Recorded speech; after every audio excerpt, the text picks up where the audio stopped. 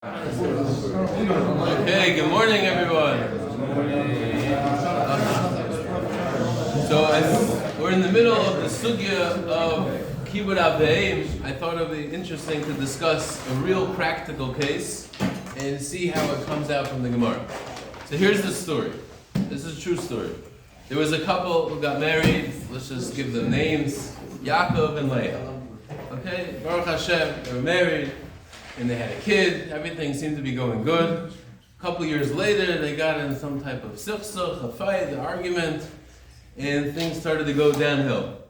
And her brother got involved, Leah's brother got involved. Let's just call him Shmero. And Shmero was very pushy, and he said, you can't live with such a guy, you gotta get divorced. Okay, so they got divorced, and let's fast forward a few years later, that Shmero's son is getting married, making a big chasana, and they send out invitations to everyone. And of course, they want their cousin to come, their Yaakov and Leah's son. Let's just call him Shlomo. So they want Shlomo to come to the chasana. So after they get the invitation, Shlomo's mother calls them up and says, "So important. My brother, I'm very close to him, you know, I need you to go to his son's chasna." Okay, very nice. A few hours later, he gets a phone call, Shlomo, from his father, and he says, "I heard that your uncle's making a chasna. I don't want you to go at all. Chas v'shalom, I hear that you go, I'm going to be so angry at you. For that price, when it comes to your own chasna, you might as well call him to help you out for the chasna, because I'm not paying a dime if you go to this chasna. He's the one who made the divorce happen. He's the one who pushed your mother to get divorced. I'm still angry with him. I don't want you to go." So, what do? You have a conflict over here. You have a son. On one hand, his mother is saying, "I want you to go to her brother's son's chasana," and the father is telling him, "I don't want you to go. And if you go, I'm never going to support you the rest of your life." So, what does everyone think? Who should he listen to? Who should Shlomo listen to? Should he go to the chasna like his mother said? His father has really money. His father has enough money. So should he listen to his mother and go to the chasna, or should he listen to his father? Ask him. Ask who? Does the threat of not paying a dime for his wedding has anything to do with the question? Why do we need that? If it's in the question, it has what to do with it. Making a point. Just showing a point. No, everything I said is a point. Yeah, there's a reason. Yeah, we'll see. We'll see. So what do you think? Who should he listen to? The mother or the father? Father. Father. You say listen to the father. Why? He's scared of your father. Oh, they're divorced. Okay, no. Sarah Smith's saying it's a clear Gemara. We learned this Gemara this week. The Gemara says, and Daf Lamed Aleph Amud Aleph, the Gemara says, Shol ben Almana Achas es Rabbi Eliezer. The son of an Almana came to Rabbi Eliezer and asked him a question. General question. Abba Omer Shkeina Mayim. Let's say, a son of a couple who's married. He says there's a conflict. The father says, "Give me water." The Ima Meres Shkeina Mayim, and the mother says, "Give me water." So who does he give precedence to? Does he give it to his mother first or his father? So the Gemara says, Omar Le, Hanach Kavod Imecha, Asei Kavod Avicha. You have to leave the honor of your mother and do for your father, because even your mother is obligated to honor your father. No, so, what is the saying to the father? He wants before coming here, according to the father, to design side, giving him side. Okay, let's see, that's good. So the Gemara says, in a general case, if you have a conflict between Kibbud Av and Kibbud Av has precedence, because even the mother has to honor the father. But the Gemara says, Nisgar Shemahu. Let's say a case of divorce, that the mother has nothing to do with her husband anymore. So now, who takes precedence? So the Gemara says an interesting thing. He says that I really chop that you're an almana, so it's not really relevant to you. You don't have a case of divorced parents. So he said, though, since you're really asking me a theoretical question, he gave him an interesting answer. He said, Hatel the Safel, just put the water in a bucket and coo to them like roosters and say, "Come drink." Basically, put it in front of them and let them fight over it. But Rashi says, what's really the answer? Rashi says that in the case of divorce, the mother doesn't have any obligations to the father. So now it's basically two people asking you independently asking. The father wants you to do something, the mother wants you to do something. In that case, who takes precedence in kibbud? So Rashi says, what the Gemara is trying to answer is, shekavod shneim shavalecha. It's equal.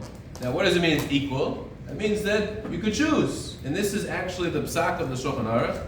If you open up Siman Reish Mem Sif Yudal, the Shulchan Aruch says in a typical case of a father and mother who are married and they both ask you to do something, the father takes precedence. But if the mother's divorced, then shneim shavim ule'ezim mehem she'yir tzayaktim. So therefore you can choose. So it sounds in this case so far, since the parents are divorced, the kid Shlomo has a choice. He can either listen to his mother and go to the chasana, listen to his father and lose out on his future payments. But he can listen to his father. That's pasha. Yeah. If it's all equal, can't you just say sheval tase and do? Okay. So maybe you'll say sheval tase. Okay, but at least you really have a choice. Technically, you have a choice. Maybe we'll say sheval tase and don't go. But technically, you really have a choice. Okay. So this shaila was actually presented to Rabbi Yitzchak Zilberstein. Rabbi Yitzchak Zilberstein paskin based on a different Gemara. The Gemara in Yevamis. The Gemara in Yevamis says on the Avav, the Gemara says, let's say your father tries to get you to do an Aveira. Let's say he tells you to be Mechalel Shabbos, or if you're a Kohen to become Tameh, what's the halacha? So the Gemara brings the pasuk, Ish imav aviv tiro, talks about honoring and fearing your parents, and then it says, Veshabtsoisai tishmaru. That means you have to keep Shabbos. That means that it doesn't override him telling you to do an Aveira. And this is actually the next sif in Shulchan Aruch. The next sif in Shulchan Aruch over there is Siman Reish Mem Sif Tezvav. The Shulchan Aruch paskins clearly. Amar loy aviv lavar al divrei Torah. Let's say your father tells you to go against the Torah. Bein mitzvahs hasei, whether it's a positive mitzvah, bein mitzvahs loisa, a negative mitzvah, afilu mitzvah shel divrei, even if it's a mitzvah d'Rabbanan, lishmalo. You don't have to listen to your father if he tells you to do an aveira. So he says over here, you could argue, but he says that if the father's telling you, I don't want you to honor your mother here, that's telling you to do an aveira, not do kibbud aim. So he says in such a case, the father doesn't have a right to tell you to go against the Torah. So therefore he paskins that you would have to listen to your father, because you would have to listen to your mother, because the father has no right to tell you to go against the Torah. Isn't the mother telling you to go against the father also? No, she just wants you to go. No, she wants you to go to the The chasana. father's telling you not to go, so he's telling The you. father's telling you because I don't want you to And the come up. because Here's why. The father says I want you to go, the mother says I don't want you to go, so the mother's saying don't do what your father says telling you to do, and the father no, says she don't do what calls. your She's like, I want you to go to my brother's son's and chasana. he's going to tell her. And he's saying, I don't want you. My father said I can't go, and she's going to say I want you to go anyways. But she's saying, I don't want you to honor your mother in this. I don't like this guy. And she's saying I don't want you to honor your father. It's No, she just wants you to go to the simcha. He's saying dafka because they The did something in the kibbud. past. I think you can maybe argue, but this was his svar, that one was intended based on I don't want you to listen to him. One was saying I just want you to go to the simcha. Nothing to do with the father. I'm not saying go to the chassid despite your father. I want you to go because it's my nephew. It's going to hurt the father, Is it right? wrong? Is it That's secretion. I say you could argue this was what the psaki said. So I'm saying the pasha psak would be that it's equal, and the Gemara says you have a choice. Maybe you'll say sheval taseh. The mitzvah. This was his chiddush that What if about the the threat? whole thing was to spite the father. What about the threat, though, of taking the funds away from the Oh, spots? there you go. So one second, let's get to that. It's not against the Gemara that we just quoted. That what? That it's equal and you just. No, but he's adding. There's another element here that you're doing. He's telling you to do an aveira. It's interesting. The poskim there talk about a shaila. Let's say the mother said, it's, I don't know, directly or not directly. She said, "I want you to say kaddish for me after I pass away." And the father says, "I don't want you to say kaddish for her." He was so upset with his ex-wife who got divorced. He's like, "I don't want you to say kaddish for her." And there's a whole shaila in Shulchan Aruch. Do you have to listen to? Are you allowed to listen to him? He's telling you, "I don't want you to say kaddish for your mother. I'm so angry at her." Yes, conflict over here. That's mamish the case of the Shulchan Aruch. So one of the poskim say over there that if he's telling the dafka, don't say kaddish because I don't want you to mechaber the mother, that's considered aver. That's a similar case. What is a chiyuv kaddish? That's trying to go against the chiyuv kaddish. So out of the poskim say chiyuv kaddish might be just a minig. It's not even a mitzvah. So maybe that's one of the reasons why they're more lenient in that case. You can make different svaras. This is just for pilpul. The Olam could just handle. This is becomes the ma'isa. The Olam could ask a real shayla. Okay. Now, so what about the other case about the money? What about the money? So the father said this was the lashon. He said you're learning now. You got to the sugya of kiddushin lam gimel. He says when you get to Hish Makadosh, the second parak, you might as well call the dod for the financial support. I'm not going to help you out. So the question is, does the kid have to give up his financial support to maybe honor his mother? So there's a Gemara later on Daf Lamed Beis. The Gemara has a shaila, Mishel Mi. Who has to take the expense of kibbut avim? Is it the father or the mother, or the father or the child? Meaning, does the child have to pay out of his own pocket to honor his parents, or does the money have to come out of the parents' bank account? So this is very relevant as parents get older. Sometimes you have to put them in nursing homes, or you have to get them aids. Who has to pay for that? Is it the child's obligation, or is it the parents who take it from their own bank account? So the Gemara seems to say klar. The Gemara brings a machlekes, but the Gemara paskins mishal av. It's the parents' bank account. The kid doesn't have to pay from his own pocket their expenses. It's from the father's bank account. So it happens to be it's a big shaila the father doesn't have, or what to do. There's an interesting briskerov. Okay, but not for now. But the Gemara says mishal av. The pashtus is that the chiyuv is on the father. That means the child doesn't have to pay any money or spend any money to do the obligation of kibbut avim. So in this case, the kid's risking his financial support. So maybe you'll say there's no obligation for him to listen to the mother because that would result in him losing his support from his father. So the truth is, this Gemara is seemingly a stira from a different Gemara we learned. Because this Gemara says you don't have to risk money. But we have the Gemara we learned this week. The Gemara says, "Boy minei merabula ad heichon kibbut avim." How far does kibbut avim go? And the Gemara brings a story from a guy, Dama ben Asina, and it says two stories. Either he had certain business deal worth thousands and millions of dollars, and the key to access it was under his father's pillow, and his father was sleeping. And the Gemara says he didn't wake up his father, and even though he lost tons of money. The Gemara had a similar case he had a stone from the ephod, same thing. It was an access was under his father's pillow, his father was sleeping, he didn't bother him. So all the Rishonim, the Ran asked this kasha. On one hand, you're telling me Mishal Ab, that the kid doesn't have to give up money for kibbut avim. And here the Gemara says the kid's losing out on millions of dollars in order to do the mitzvah of kibbut avim. So the Ran says two answers.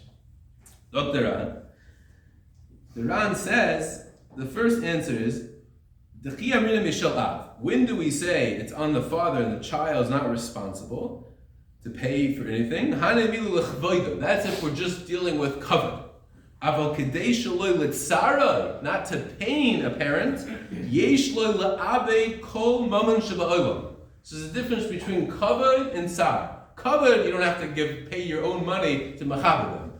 But in order not to cause them pain, you have to lose all the money in the world. So in this case, we're dealing with, it would be a tsar to the mother, you could argue. It would be a tsar if he doesn't go to her brother who's very close to the chasana. So yes, maybe he'd be losing out money, but it would be a tsar, so maybe he would be mechuyev. The second answer, the Ran says, when do we say it's mishalav and the son doesn't have to pay? That means